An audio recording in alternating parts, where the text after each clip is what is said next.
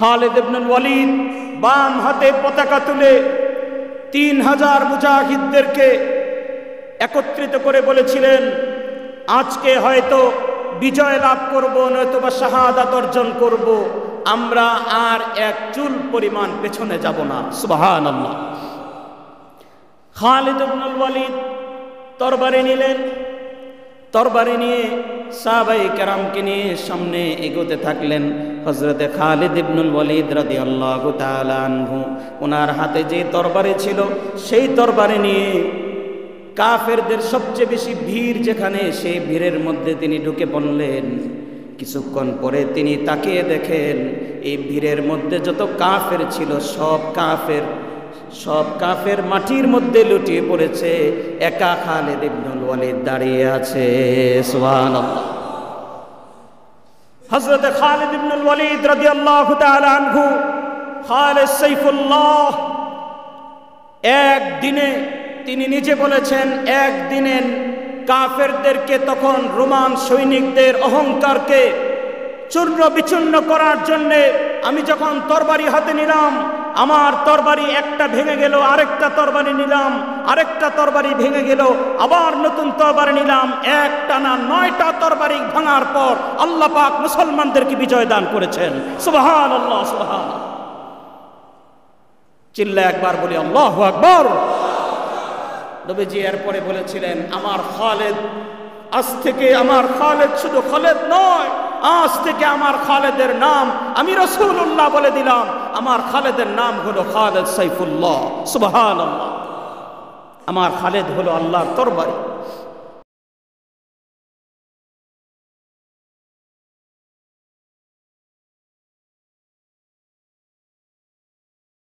وقال تعالى ولا تقولوا لمن يقتل في سبيل الله أموات بل أحياء ولكن لا تشعرون صدق الله مولانا العظيم وصدق رسوله النبي الكريم ونحن على ذلك لمن الشاهدين والشاكرين والحمد لله رب العالمين محبت الشتى شباي درود شريف اللهم صل على محمد وعلى آل محمد كما صليت على إبراهيم وعلى آل إبراهيم إنك حميد مجيد اللهم بارك على محمد وعلى آل محمد كما باركت على إبراهيم وعلى آل إبراهيم إنك حميد مجيد بلغ العلا بكماله كشف الدجى بجماله حسنت جميع خصاله صلوا عليه وآله সম্মানিত হযরত উলামায়ে কেরাম, উপস্থিত মুসল্লি নিজাম, আমার প্রিয় ছাত্র ভাইয়েরা, মহান আল্লাহ রাব্বুল আলামিনের দরবারে লক্ষ কোটি শুকরিয়া আদায় করছি যে মহান রব্বুল আলামিন আমাকে আপনাকে দয়া করে মায়া করে ঈমান দান করেছেন, ইসলাম দান করেছেন। আমরা পড়তে পেরেছি লা ইলাহা ইল্লাল্লাহ মুহাম্মাদুর রাসূলুল্লাহ সাল্লাল্লাহু আলাইহি ওয়াসাল্লাম। প্রশংসা জ্ঞাপন করছি সে মহান রব্বুল আলামিনের দরবারে যিনি আমাদেরকে आक़ाए नामदार ताजदार मदीना सरकार दो आलम नबीउल अंबिया शफीउल मुज़निबीन ख़ातमुन नबिय्यीन आफ़ताबुन नबुव्वा रहमतुल लिल आलमीन नबी मुहम्मदुर रसूलुल्लाह सल्लल्लाहु अलैहि वसल्लमेर उम्मत हिसाबे आमादेरके कबुल करेছেন। সেজন্য মহান রব্বুল আলামিনের দরবারে শুকরিয়া আদায় করে সবাই বলছি আলহামদুলিল্লাহ। আরেকবার জবান খুলে বলি আলহামদুলিল্লাহ। প্রশংসা করলাম কার? আল্লাহর প্রশংসা করলে লাভ না ক্ষতি? আরেকবার বলি আলহামদুলিল্লাহ। সবাই মহাব্বতের সাথে পড়ি রব্বানা লাকাল হামদ হামদান কাসীরান তাইয়িবান মুবারাকান ফি। মহাব্বতের সাথে সবাই পড়ছি সুবহানাল্লাহ আলহামদুলিল্লাহ ওয়ালা ইলাহা ইল্লাল্লাহ আল্লাহু আকবার। ইমানের শক্তি দিয়ে বলছি আল্লাহু আকবার। ইমানের সবটুকু জোর নিয়ে আরেকবার বলছি আল্লাহু আকবার। আল্লাহ রাব্বুল আলামিন আমাদের ইমানের পাওয়ারকে, ইমানের জোরকে আরো বাড়িয়ে দেন। সবাই বলি আমিন।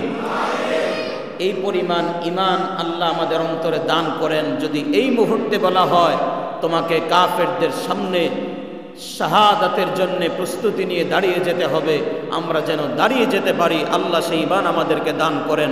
আরেকবার সবাই বলি আমিন। লিল্লাহি তাকবীর, লিল্লাহি তাকবীর। আল্লাহ রাব্বুল আলামিন সেই ইমানের জ্বলন, সেই ইমানের পাওয়ার আল্লাহ আমাদের প্রত্যেকের অন্তরে, প্রত্যেকের কলিজায় দান করেন। সবাই বলি আমিন। প্যারে হাজরিন, আজকে আপনাদের খেদমতে 3টি আয়াতে কারিমা তেলাওয়াত করেছি। তার মধ্যে প্রথম যে আয়াতটি তেলাওয়াত করেছি সূরা আলে ইমরানের 169 নম্বর আয়াত।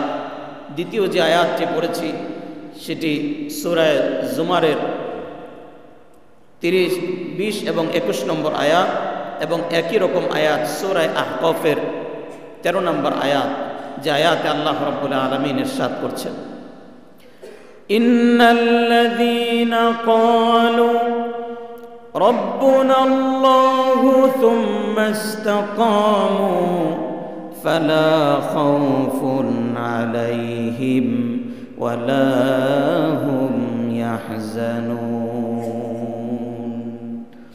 ইন্নাল্লাযীনা ক্বালু রাব্বুনা আল্লাহ, আল্লাহ রাব্বুল আলামিন বলছেন যারা এই ঘোষণা দিবে যে আমাদের রব হলেন আল্লাহ, আমাদের রব হলো আল্লাহ, সুম্মা ইসতাকামু, এই ঘোষণা দেওয়ার পর এই ঘোষণার উপরে যারা অবিচল থাকবে, অটল থাকবে, ইমানের উপরে অটল থাকবে, অবিচল থাকবে, আল্লাহ রাব্বুল আলামিন এরপরেই বলছেন ফালা খাউফুন আলাইহিম ওয়ালা হুম ইয়াহজানুন। আল্লাহু আকবার।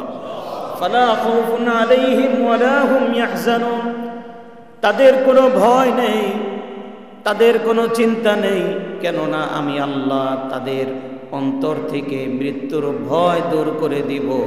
আমি আল্লাহ তাদের সামনে জান্নাত কেমনভাবে উপস্থাপন করব, জান্নাতে যাওয়ার জন্যে তারা মৃত্যুকে কোনোদিন পরোয়া করবে না। সুবহানাল্লাহ।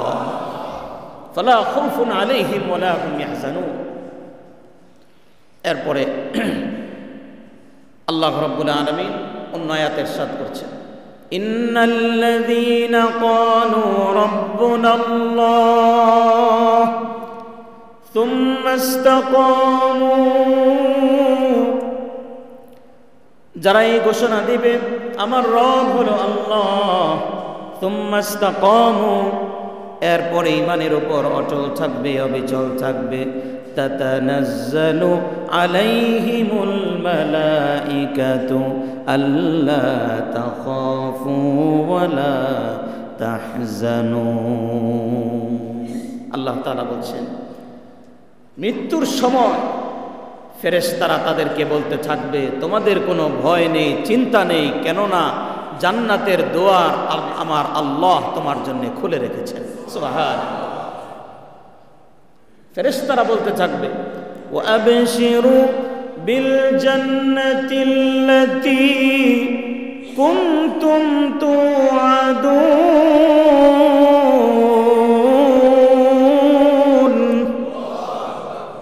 ফাবশিরু বিল জান্নাতিল্লাতী কুনতুম তুআদুন, তোমরা সেই জান্নাতের সুসংবাদ গ্রহণ করো যেই জান্নাতের ওয়াদা আল্লাহ রাব্বুল আলামিন সারা জীবন তোমাদের সঙ্গে করেছেন। তোমরা তাকিয়ে দেখো, জান্নাতের দরজা তোমার জন্য খোলা হয়েছে। সুবহানাল্লাহ। এজন্যে খাঁটি ইমানদারের রুহু বের হওয়ার সময় সে জান্নাতের দিকে তাকিয়ে থাকবে। তার যে মৃত্যুর যন্ত্রণা সে টেরই পাবে না, আস্তে করে রুহুটা বের হয়ে যাবে। সে জান্নাতের দিকে তাকিয়ে থাকবে, সে টের পাবে না কোন সময় রুহু বের হয়ে গেছে। সুবহানাল্লাহ।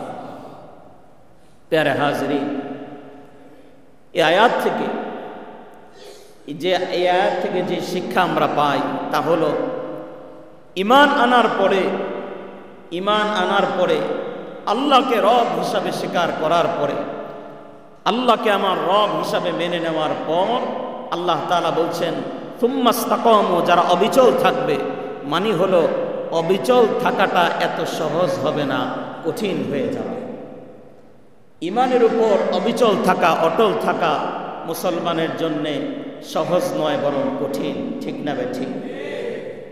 রাসূল করিম সাল্লাল্লাহু আলাইহি ওয়াসাল্লাম ইরশাদ করেছেন যে শেষ জামানায় এমন একটি অবস্থা তৈরি হবে, সায়াতি আলান নাসি জামান, এমন অবস্থা হবে আল কাইমু আলা দীনিহি কাল কাবিদি আলাল জামার, যে একজন মানুষ জ্বলন্ত অঙ্গার, একটি জ্বলন্ত অঙ্গার হাতে নিয়ে দাঁড়িয়ে থাকা যত কঠিন হবে, ঈমান তার অন্তরে ধারণ করা, ঈমান নিয়ে বেঁচে থাকা তার চেয়েও বেশি কঠিন হয়ে যাবে। ঈমান নিয়ে বেঁচে থাকা এত কঠিন হবে। অন্য হাদিসে নবীজি বলেছেন ইউসবিহুল মুমিনু কাফিরান ওয়া ইউমসি মুমিনান, আবার কখনো ইউসবিহু কাফিরান ওয়া ইউমসি মুমিনান, আবার ইউসবিহু কাফিরান ওয়া ইউমসি মুমিনান। পরিবর্তন হতে থাকবে, যে সকালে মুমিন বিকালে কাফের হয়ে গেছে, সকালে কাফের বিকালে মুমিন। তার ঈমান কোন সময় বের হয়ে গেছে সে টেরই পাবে না। এই জমানা এখনই চলে এসেছে, আমরা কখনো কখনো টের পাই না কোন সময় ঈমান চলে গেছে। ঠিক না বেঠিক? বিভিন্ন গানের ভেতরে এমন শব্দ ঢুকিয়ে দেয়, এক বাক্যে ঈমান শেষ। এমন এমন কথা মানুষ বলে ফেলে, এক কথায় ঈমান শেষ। পূজা শুরু হলে অনেক নামধারী মুসলমান বলতে থাকে ধর্ম যার যার উৎসব সবার, নাউযুবিল্লাহি মিন যালিক। অথচ ইসলাম শিখিয়েছে ধর্ম যার যার উৎসব তার তার, ধর্ম যার যার উৎসব তার তার। আমরা কি কোনোদিন এই জুমায় কোনো হিন্দু ভাইকে এখানে নামাজ পড়তে দেখেছি? না। কারণ এটা আমাদের সাপ্তাহিক উৎসব, এখানে কোনোদিন হিন্দু ভাইরা আসবে না। আবার পূজা, এটাও তাদের নিজস্ব একটা উদযাপন, নিজস্ব একটা তাদের ধর্মীয় রীতিনীতি। এখানে মুসলমান যদি কেউ যায় আর তারা পূজার সময় যা বলে বলে পূজা করে, খেলার ছলে হোক আর যেভাবেই হোক, মন্দিরে দাঁড়িয়ে কোনো মুসলমানের সন্তান তাদের সঙ্গে যদি এভাবে নেচে গেয়ে তাদের সঙ্গে শরীক হয়, তাহলে তারও আর ঈমান থাকবে না। ঠিক না বেঠিক? অথচ এখন অনেক মুসলমান সন্তানরা এটা কিছুই মনে করে না। আল্লাহ তাআলা আমাদের ঈমানকে হেফাজত করেন, সবাই বলি আমিন। প্যারে হাজরিন, ঈমান যেহেতু এনেছি, সুতরাং ঈমানের উপর আঘাত আসবে, ইসলামের উপরে আঘাত আসবে। প্রতি মুহূর্তে আমাদেরকে এর উপর অবিচল থাকার জন্য আল্লাহর কাছে দোয়া করতে হবে। আল্লাহ যেন আমাকে মৃত্যুর আগ পর্যন্ত ঈমানের উপর অটল থাকার তৌফিক দান করেন। আরেকবার সবাই বলি আমিন। আজকে আপনি তাকিয়ে দেখুন, একটানা ৭৭ বছর ধরে ফিলিস্তিনের মুসলমান মার খাচ্ছে। অপরাধ কি? অপরাধ হলো তারা বলেছে আমাদের রব হলো আল্লাহ। চিল্লায় বলুন, আমাদের রব কে? আল্লাহ। একটাই অপরাধ, তারা বলেছে রব্বুনা আল্লাহ, আমাদের রব হলেন আল্লাহ। মায়ানমারের মুসলমানদেরকে, হাজার হাজার মুসলমানদেরকে জবাই করে হত্যা করা হলো, বাড়িঘরগুলো পুড়িয়ে সারখার করে দেওয়া হলো, বাবার সামনে মেয়েকে ধর্ষণ করা হলো, সন্তানের সামনে বাবাকে জবাই করে হত্যা করা হলো, আমাদের চোখের সামনে সন্ত্রাসী সূচি ছোট ছোট বাচ্চাদেরকে আগুনের মধ্যে জ্বালিয়ে পুড়িয়ে ছারখার করে দিল। বিশ্ব সভ্যতা চুপ করে বসে আছে। এই মায়ানমারের মুসলমানদের কি অপরাধ? অপরাধ একটাই, তারা বলেছে আমাদের রব হলেন কে? আল্লাহ। ইরাকে লক্ষ লক্ষ প্রায় 10 লক্ষের উপরে মুসলমানকে হত্যা করা হলো। সন্ত্রাসী জর্জ ডব্লিউ বুশ দিনে দুপুরে রাতে অন্ধকারে বোমা মেরে গুলি করে কতভাবে মুসলমানদেরকে হত্যা করল। ইরাকের গোটা শহরকে তছনছ করে দিল। জাতিসংঘ একটা শব্দ পর্যন্ত করেনি। তারা শুধু মাঝে মাঝে বলেছে এটা ঠিক হচ্ছে না, বন্ধ করা উচিত, এই করা উচিত, সেই করা উচিত, কিন্তু কিছুই বলেনি। কারণ সারা পৃথিবীর সমস্ত কাফের মুশরিক হলো মুসলমানদের দুশমন। ইরাকের মুসলমানদের কি দোষ ছিল? একটাই দোষ, একটাই অপরাধ, তারা বলেছে আমাদের রব হলেন কে? আল্লাহ। প্রাণ ভরে বলুন আমাদের রব কে? আল্লাহ। গুজরাটের মুসলমানদেরকে কত বছর ধরে হত্যা করা হলো। গুজরাটের মুসলমানদেরকে ঘর থেকে বের করে এনে শত শত মানুষের সামনে জবাই করা হলো, একটু শব্দ করা হলো না। সারা পৃথিবীতে সমস্ত কাফের মুশরিকরা শুধু তাকিয়ে তাকিয়ে হাসছে। আমার পার্শ্ববর্তী দেশ গুজরাটের মুসলমানদের কি অপরাধ? অপরাধ একটি, তারা স্বীকার করেছে আমাদের রব হলেন আল্লাহ। দোষ যদি এটাই হয়, আমার রবকে আমার আল্লাহকে রব হিসাবে স্বীকার করাই যদি দোষ হয়, তাহলে এই দোষ নিয়ে বেঁচে থাকবো, এই দোষ নিয়ে আমি মৃত্যুর আগ পর্যন্ত বেঁচে থাকবো। আমার জীবন চলে যেতে পারে, আমি কোনোদিন কাফের মুশরিকের সামনে মাথা নত করব না। আরো জুলুম নির্যাতন হতে পারে। আজ দেখুন তাকে পুরা গাজাকে মাটির সাথে মিশিয়ে দেওয়া হয়েছে। গাজায় আপনি গিয়ে শুধু রক্তের ঘ্রাণ পাবেন। মুসলমানদের রক্তে ভেসে গেছে পুরা ফিলিস্তিন, কিন্তু কাফের মুশরিকরা সবাই কোথাও খ্রিস্টানরা মুসলমানদেরকে মারছে, বৌদ্ধরা মায়ানমারে মুসলমানদেরকে মারছে, ইহুদিরা ফিলিস্তিনে মুসলমানদেরকে মারছে, ভারতে হিন্দুরা মুসলমানদেরকে মারছে। আল্লাহর কোরআন প্রমাণ করছে গোটা পৃথিবীর সমস্ত মুসলমানের শত্রু হলো যারাই আল্লাহকে মানে না, তারাই মুসলমানদের শত্রু। আমাদেরকে ইমানের বলে বলিয়ান হতে হবে। যাই হোক আমি ইমান ছাড়ব না, বলে ইনশাআল্লাহ। পাহাড় তার জায়গা থেকে সরে যেতে পারে, আমি আমার ইমান থেকে এক চুল পরিমাণ নড়ব না। আরেকবার বলি ইনশাআল্লাহ। সেই ইমান আমাদের বুকে ধারণ করতে হবে। আমার ইমানের বিরুদ্ধে, আমার ইসলামের বিরুদ্ধে, আমার কোরআনের বিরুদ্ধে একটা শব্দ যদি কেউ বলে, আমি ছাড় দিব না। আরেকবার বলি ইনশাআল্লাহ। ভয় আছে নাকি? ভয় করবে একমাত্র কাকে? আল্লাহকে। মাঝে মাঝে ফোন করে আমাদেরকে ভয় দেখানো হয়, হুজুর একটু আসতে বললেন। আল্লাহর কথা কোনোদিন আসতে বলবো না। আল্লাহর কথা বলতে হবে বুক টান করে, কণ্ঠকে উঁচু করে, মৃত্যুর আগ পর্যন্ত বলে যাব, বলে ইনশাআল্লাহ। আমার আল্লাহর কথা বলতে ভয় কিসে?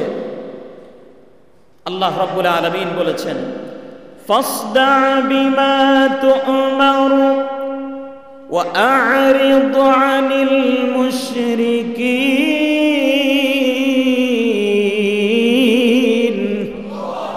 ফাসদা বিমা তু'মার, তোমাকে যা বলার আদেশ করা হয়েছে সেটা তুমি তোমার সর্বশক্তি দিয়ে সবার সামনে স্বতঃস্ফূর্তভাবে বলে দাও। সুবহানাল্লাহ, আল্লাহর আদেশ।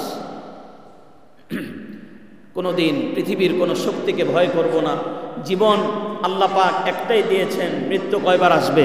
একবার।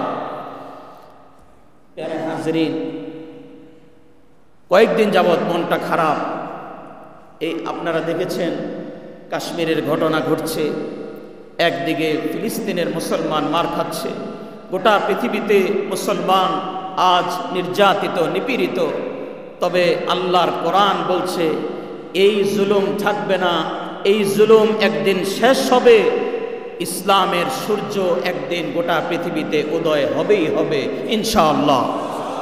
ইসলামের বিজয় হবেই হবে। ইসলামের বিজয়কে কেউ রুখে দিতে পারবে না।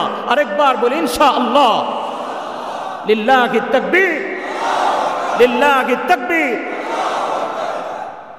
সাহাবায়ে কেরাম নবীজি সাল্লাল্লাহু আলাইহি ওয়াসাল্লামের কাছ থেকে ঈমান শিখেছেন। তারা কোনোদিন কোনো পরাশক্তিকে, জালেমের কোনো রক্তচক্ষুকে ভয় করেন নাই। আমরা তো সেই সাহাবায়ে কেরামের সন্তান, আমরাও ইনশাআল্লাহ কোনো জালেমকে কোনোদিন ভয় করব না। আরেকবার বলি ইনশাআল্লাহ। অষ্টম হিজরিতে জনাবে মুহাম্মদুর রাসূলুল্লাহ সাল্লাল্লাহু আলাইহি ওয়াসাল্লাম অষ্টম হিজরিতে মদিনায় হিজরত করে আসার পরে অনেকগুলো জিহাদ সংগঠিত হয়েছে। রোমানদের সঙ্গে যুদ্ধ করতে হবে। তখন রোম এবং পারস্য পৃথিবীর সুপার পাওয়ার। রোমানদের কাছে নবীজি চিঠি লিখলেন যে তোমরা ইসলাম গ্রহণ করো, ইসলামের ছায়াতলে চলে আসো, আল্লাহকে রব বলে স্বীকার করে নাও। নবীজি যে সাহাবীর মাধ্যমে চিঠি পাঠালেন, রোমানের যে বাদশাহ সেই চিঠিটা ধরে ছিঁড়ে ফেলল। আর যে দূতকে পাঠানো হলো সেই দূতকে হত্যা করা হলো।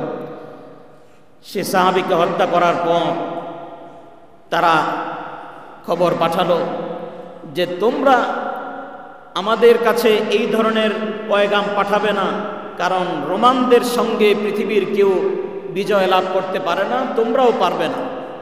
তো নবীজি সাল্লাল্লাহু আলাইহি ওয়াসাল্লাম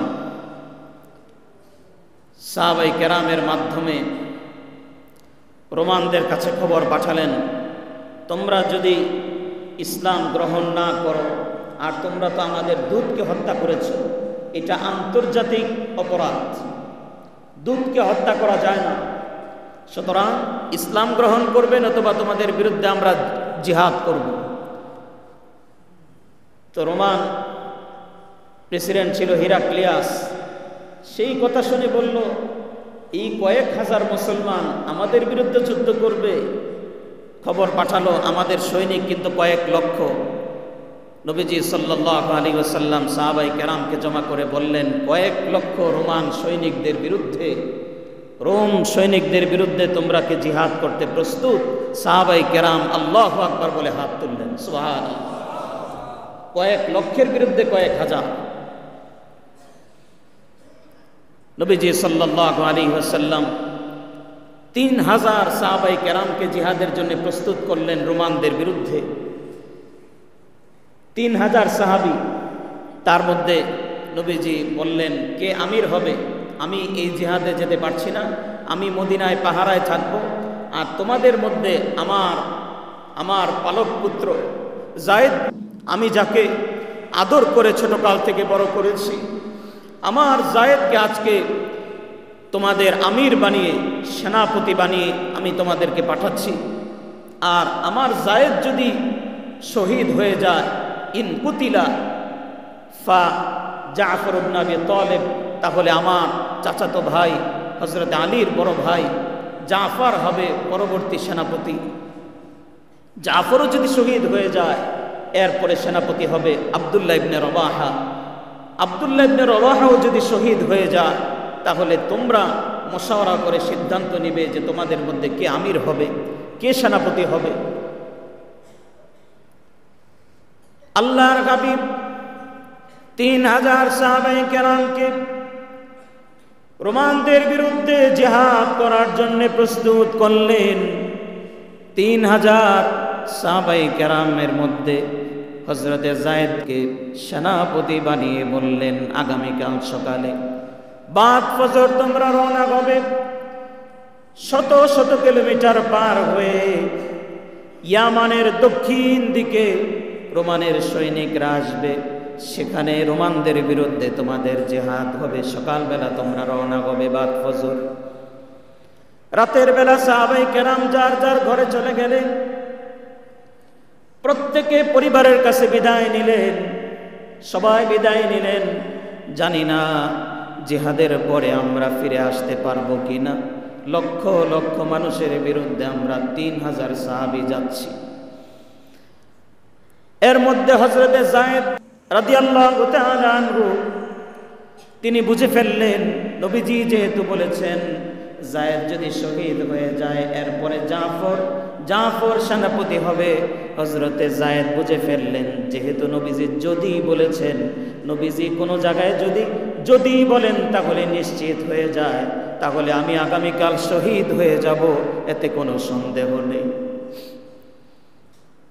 রাতের বেলা সবাই যার যার পরিবারের কাছে বিদায় নিলেন। সকালবেলা ঘর থেকে বের হওয়ার সময় হযরত জাফর বিন আবি তালেব রাদিয়াল্লাহু তাআলা আনহু স্ত্রী সন্তান সবাইকে কাছে ডাকলেন। স্ত্রীর মাথায় হাত বুলিয়ে আদর করে দিলেন। সন্তানদের কপালের মধ্যে চুমু খেয়ে স্ত্রীকে ডাক দিয়ে বললেন, প্রাণের স্ত্রী আমার, যদি আর জীবনে কোনোদিন দেখা না হয় আমার সন্তানদেরকে তুমি মানুষ করবে। যদি আর কোনোদিন দেখা না হয় তুমি ধৈর্য ধারণ করবে। হতে পারে জান্নাতুল ফেরদাউসের দরজায় তোমার সঙ্গে আমার সাক্ষাৎ হবে। সুবহানাল্লাহ। স্ত্রী চোখের পানি ছেড়ে দিলেন। নাম ছিল হযরতে আসমা। ডেকে বললেন, স্বামী আমার, আপনি কি বলছেন? আপনি কি শহীদ হয়ে যাবেন? আপনি কি এটা নিশ্চিত? হযরতে জাফর ডাক দিয়ে বললেন, প্রাণের স্ত্রী আমার, আমি যে শহীদ হয়ে যাব এটা নিশ্চিত। কেননা আল্লাহর হাবিব আমার আগে একজন সেনাপতির নাম উল্লেখ করেছেন, আমার পরে আরেকজন সেনাপতির নাম উল্লেখ করেছেন, আমি মাঝে। সুতরাং আমি যে শহীদ হয়ে যাব এতে কোনো সন্দেহ নেই। হযরতে জাফর ঘর থেকে বের হয়ে গেলেন। একেবারে গলা কাটা মুরগির মতো স্ত্রী সন্তান সবগুলা ছটফট করতেছে। জাফর রাদিয়াল্লাহু তাআলা আনহু আর পিছনে তাকালেন না, শুধু বললেন, তোমাদের সঙ্গে জান্নাতের দরজায় আমার দেখা হবে। হযরতে জাফর রওনা হয়ে গেলেন জিহাদের ময়দানে। তৃতীয় নম্বরে আব্দুল্লাহ ইবনে রাওয়াহা রাদিয়াল্লাহু তাআলা আনহু, তারিখের কিতাবে এসেছে হযরতে আব্দুল্লাহ ইবনে রাওয়াহা রাদিয়াল্লাহু তাআলা আনহু ঘর থেকে বের হওয়ার সময় স্ত্রী বলল, স্বামী আমার, আবার দেখা হবে, আপনি যান, আপনার জন্য দোয়া করতেছি। এই কথা বলার সঙ্গে সঙ্গে আব্দুল্লাহ ইবনে রাওয়াহা পেছনের দিকে তাকিয়ে বললেন, স্ত্রী আমার, আর কোনোদিন তোমার সঙ্গে মনে হয় দেখা হবে না। কি বলেন? আব্দুল্লাহ ইবনে রাওয়াহা ডেকে বললেন, প্রিয়তমা, আল্লাহর হাবিব বলেছেন আব্দুল্লাহ ইবনে রাওয়াহা শহীদ হয়ে যাওয়ার পর তোমরা আরেকজনকে আমির বানিয়ে নিও। যদি আব্দুল্লাহ ইবনে রাওয়াহা শহীদ হয়ে যায় আরেকজনকে আমির বানাবে। সুতরাং আমি কালকে রাত্রে নিশ্চিত হয়ে গেছি আল্লাহ হয়তো আমাকে শাহাদাত নসিব করবেন। এভাবে করে সবাই রওনা হয়ে গেলেন। জিহাদের ময়দানে যখন সবাই গিয়ে উপস্থিত হলেন, শত শত কিলোমিটার পার হয়ে সাহাবায়ে কেরাম ইমানের বলে বলিয়ান হয়ে যখন পৌঁছলেন, সেখানে গিয়ে দেখেন 3000 সাহাবায়ে কেরামের বিপরীতে 2 লক্ষ রোমান সৈনিক তারা যুদ্ধ করার জন্য প্রস্তুত। চিল্লায় বলি আল্লাহু আকবার। 2 লক্ষ সৈনিক, আরেকদিকে 3000 সাহাবা। সাহাবায়ে কেরাম, লক্ষ লক্ষ সৈনিক, যত দূর দেখা যায় শুধু সৈনিক আর সৈনিক, রোমান সৈনিক। জনের হাতে তীর, কারো হাতে বল্লম, শক্তিশালী অস্ত্র নিয়ে সব দাঁড়িয়ে আছে। আরেকদিকে কয়েকদিন না খাওয়া দুর্বল সাহাবায়ে কেরাম, গায়ের মধ্যে ভালো কোনো জামা নেই, শুধু তরবারি নিয়ে 3000 সাহাবী দাঁড়িয়ে আছে। হযরতে যায়েদ সাহাবায়ে কেরামকে ডাক দিয়ে বললেন, ইয়া জাইশাল্লাহ, তোমরা আল্লাহর জন্য জিহাদের প্রস্তুতি নাও, শহীদ হওয়ার জন্য প্রস্তুত হয়ে যাও। আমরা 3000 সাহাবী, 3000 মুজাহিদ যদি শহীদ হতে হয় শহীদ হয়ে যাব, তবুও 2 লক্ষ সৈনিককে আমরা ভয় করব না। 2 লক্ষ সৈনিকের বিরুদ্ধে 3000 মুজাহিদ আমরা পাহাড়ের মতো দাঁড়িয়ে যাব। সুবহানাল্লাহ। সাহাবায়ে কেরাম 2 রাকাত নামাজ পড়ে তরবারি হাতে নিয়ে ঝাঁপিয়ে পড়লেন 2 লক্ষ সৈনিকের বিরুদ্ধে। আল্লাহর হাবিব তখন মসজিদে নববীতে বসা। মুষ্টিময় সাহাবায়ে কেরাম যারা মদিনায় রয়ে গিয়েছিলেন, সাহাবায়ে কেরাম সবাই যারা মদিনায় রয়ে গিয়েছিলেন, ওনারা মসজিদে নববীতে বসা। নবীজি মিম্বারে বসা, খুতবা দেওয়ার জন্য নবীজি দাঁড়িয়েছেন। খুতবা দেওয়ার জন্য দাঁড়িয়েছেন মিম্বরে। হঠাৎ করে জিবরাইল আলাইহিস সালাম আল্লাহর হাবিবের কানে কানে এসে বলতেছেন, ইয়া রাসূলুল্লাহ, ইয়া হাবিবাল্লাহ, এইমাত্র মুতার প্রান্তরে রোমান সৈনিকদের বিরুদ্ধে আপনার পালক পুত্র, আপনার ঘরের একজন সদস্য, আপনার প্রিয় পাত্র যায়েদ কিছুক্ষণ আগে রোমান সৈনিকদের বিরুদ্ধে শহীদ হয়ে গেছে। আল্লাহর হাবিব 2 চোখ বেয়ে বেয়ে পানি পড়তেছে। সাহাবায়ে কেরাম তাকিয়ে আছে নবীজির দিকে। নবীজি ডাক দিয়ে বললেন, আমার সাহাবীরা, আমার যায়েদ আজকে কত বছর ধরে আমার যায়েদ আমার ঘরে থাকে। আমি কত আদর করে যায়েদকে বড় করেছি। আমার যায়েদ কিছুক্ষণ আগে শহীদ হয়ে গেছে। আল্লাহ যেন তার শাহাদাতকে কবুল করে, তোমরা দোয়া করো। আল্লাহু আকবার। নবীজি দাঁড়িয়ে আছেন খুতবায়। কিছুক্ষণ পরে জিবরাইল আলাইহিস সালাম আবার এসে বলছেন, ইয়া রাসূলুল্লাহ, ইয়া হাবিবাল্লাহ, আপনার চাচাতো ভাই, আপনার জাফর বিন আবি তালেব যে হাবাসায় হিজরত করেছিল, সব পরিবারে ইসলাম গ্রহণ করেছে। আপনার ভাই জাফর বিন আবি তালেব কিছুক্ষণ আগে শহীদ হয়ে গেছে। সুবহানাল্লাহ। আল্লাহর হাবিব 2 জন শাহাদাতের খবর সাহাবায়ে কেরামকে বললেন। সাহাবায়ে কেরামের চোখ বেয়ে বেয়ে পানি পড়ে দাড়ি ভিজে, বুক পর্যন্ত ভিজে গেছে। এরপরে নবীজি সাহাবায়ে কেরামকে ঘটনা শোনাচ্ছেন। আমার সাহাবীরা, আল্লাহ রাব্বুল আলামিন শত শত কিলোমিটার দূর মুতার প্রান্তরকে আল্লাহ রাব্বুল আলামিন আমার সামনে উপস্থিত করে দিয়েছে। সুবহানাল্লাহ। নবীজি সরাসরি দেখতে পাচ্ছেন। নবীজি এবার সাহাবায়ে কেরামকে বলছেন, আমার সাহাবীরা, আমার জাফর শহীদ হয়ে গেছে। আমি বলেছিলাম জাফর যদি শহীদ হয়ে যায়, আব্দুল্লাহ ইবনে রাওয়াহা জিহাদের পতাকা সে তুলে ধরবে।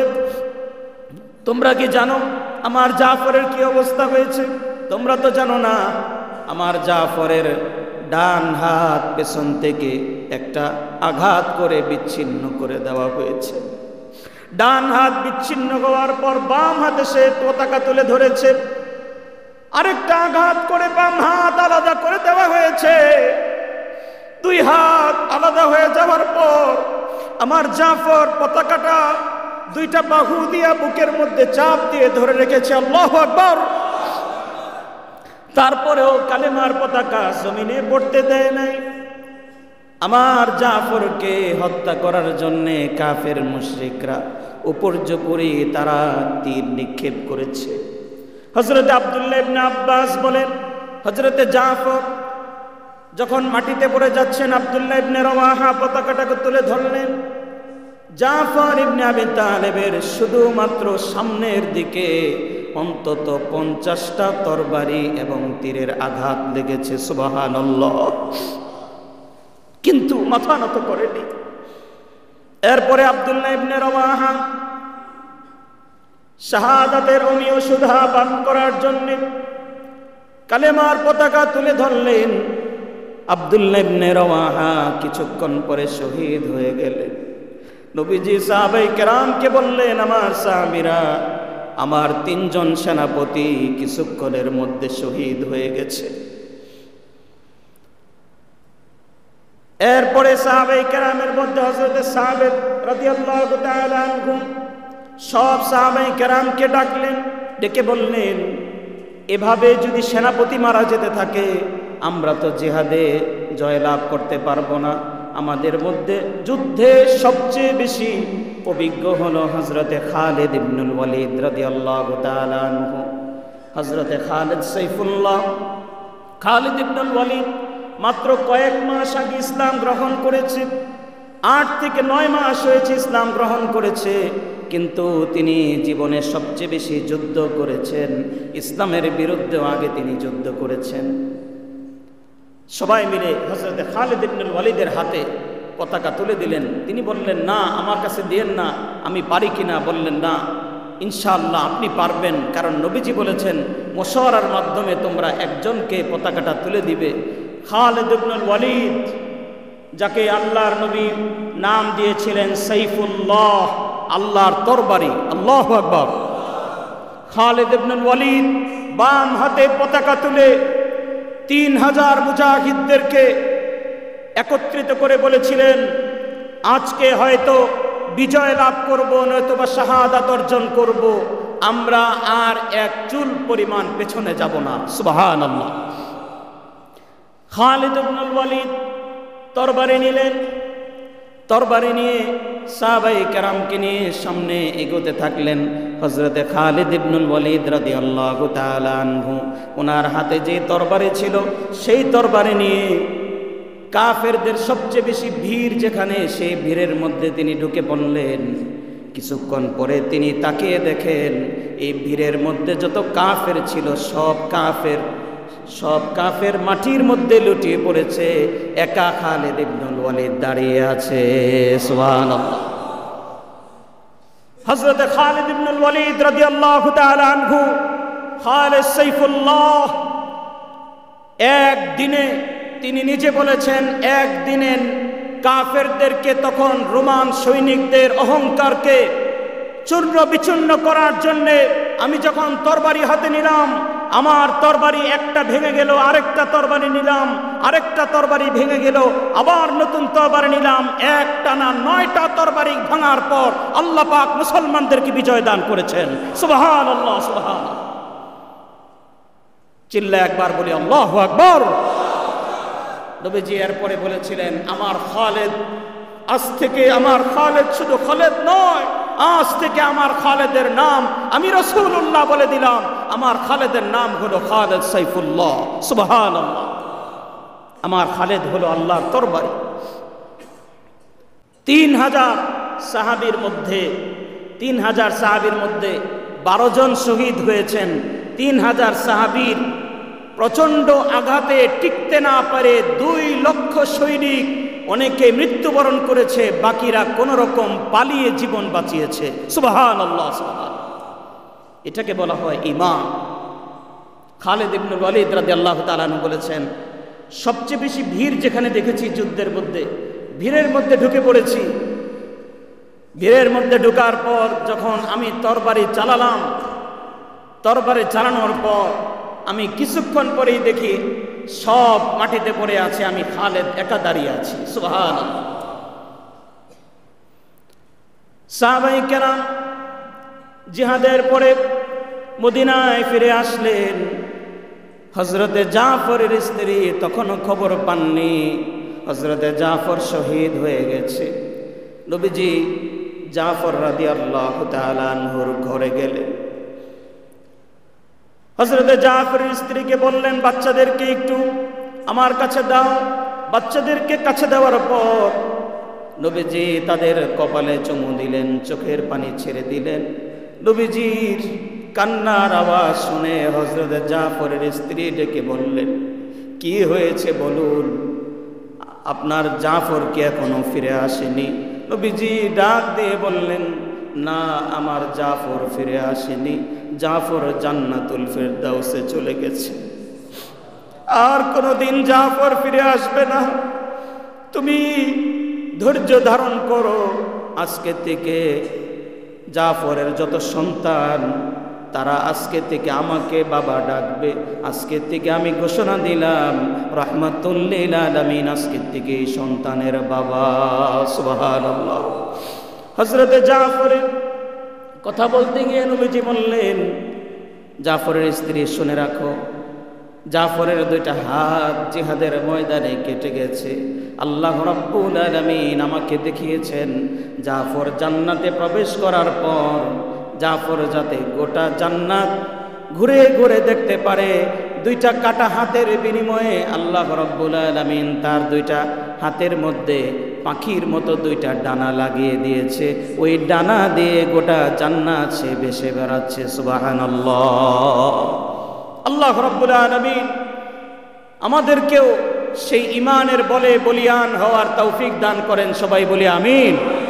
প্যারে হাজিরিন, এই ঘটনা বলার কারণ হলো যে আমরা কোনোদিন ইসলামের স্বার্থে, কোরআনের স্বার্থে, আল্লাহকে খুশি করার জন্যে, রসুলকে খুশি করার জন্যে জীবনের পরোয়া করব না। যদি জীবন দিতে হয় আমরা জীবন দিতেও প্রস্তুত থাকবো। বলে ইনশাআল্লাহ। আল্লাহ তুমি আমাদেরকে কবুল করো। সবাই বলি আমিন। কখনো কখনো আমাদের সে অবস্থা তৈরি হবে, আমাদেরকে জীবন দিতে হবে। আজকে একটি বিষয় আপনাদেরকে বলতে চাই, তা হলো কখনো কখনো কাফের মুশরিকরা, কখনো কখনো নাস্তিক বেঈমানরা এদেশে চায় মুসলমানদেরকে কিভাবে দমিয়ে ফেলা যায়, কিভাবে ইসলাম এবং মুসলমানের বিরুদ্ধে বিভিন্ন পদক্ষেপ নেওয়া যায়, বিভিন্ন ষড়যন্ত্র করে। যদিও আগেও পারেনি, সামনেও পারবে না ইনশাআল্লাহ। আমরা কয়েকদিন আগে দেখলাম যে নারী অধিকার নামে নারীর একটা সংস্থা, তারা আমাদের মাননীয় প্রধান উপদেষ্টার কাছে নারী অধিকারের নামে এমন কিছু আইন তারা বাস্তবায়ন করার জন্যে ওনারা আবদার করেছেন যে আইনগুলো সরাসরি কোরআনের সঙ্গে সাংঘর্ষিক, কোরআনের সাথে সরাসরি সাংঘর্ষিক। এবং ওনারা চাপ প্রয়োগ করছেন যে এটা বাস্তবায়ন করতে হবে, কারণ এদেশে এখন সংস্কার চলছে, সংস্কার করতে হবে। আমরা সংস্কারের পক্ষে, সংস্কার হোক, তবে কোরআনের কোনো বিধানকে সংস্কার করা যাবে না। কোরআনের বিধানের উপর কেউ যদি সংস্কার করতে চায়, আঘাত করতে চায়, এখানে সামান্যতম কোনো ধরনের পার্টিসিপেট করতে চায়, তাহলে আল্লাহ তাদেরকে সংস্কার করে দিবেন। সাবধান, এখানে হাত দেওয়া যাবে না।